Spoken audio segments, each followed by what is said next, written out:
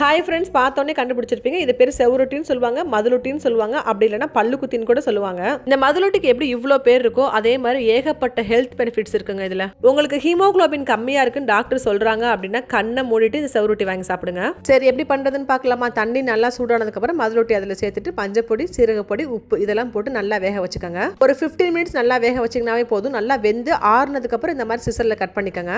எப்பவுமே இந்த மாதிரி ஆட்டோட இன்னர் பார்ட்ஸ்லாம் செய்றீங்க அப்படின்னா மஸ்ட் நல்லெண்ணெய் யூஸ் பண்ணிக்கோங்க. ஒரு குளிக்கரண்டி அளவுக்கு நல்லெண்ணெய் சேர்த்துட்டு சின்ன வெங்காயம் சேர்த்து நல்லா வதக்கி விட்டுக்கோங்க. லைட்டா உப்பு சேர்த்துக்கோங்க. வெங்காயம் நல்லா வெந்து தனித்தனியா பிரிஞ்சதுக்கு அப்புறம் மஞ்சப்பொடி, சீரகப்பொடி, மிளகு பொடி கொஞ்சம் நிறைய சேர்த்துக்கோங்க. அப்பதான் செம்ம டேஸ்டா இருக்கும். இப்போ நல்லா வெந்த மதுலொட்டியை குட்டி குட்டியா கட் பண்ணி வச்சிருக்கோம் இல்லையா, அது கூட சேர்த்து நல்லா பெரட்டி விடணும். இப்போ அது 95% நல்லா தாங்க வெந்திருக்கு. வெந்த தண்ணியை கீழே ஊத்திடாதீங்க அவசரப்பட்டு. இப்போ வெந்த தண்ணில இருந்து ஒரு கப் அளவுக்கு தண்ணி ஊத்தி நல்லா இன்னும் வேக வைக்கணும். இதுக்கப்புறம் ஒரு 10 மினிட்ஸ் நல்லா ஹை ஃப்ளேம்ல கொதிக்க வச்சு நல்லா சுருள கிண்டிங்க அப்படின்னா செம்ம சூப்பரா மதுலொட்டி ரெடி ஆயிரும். நல்லா கொதிக்க வெள்ளை சோறாக்கி இதை அப்படியே அது மேலே எடுத்து போட்டு பெதறி விட்டு நல்லா சாப்பிட்டு பாருங்க. செம்ம சூப்பராக இருக்குங்க.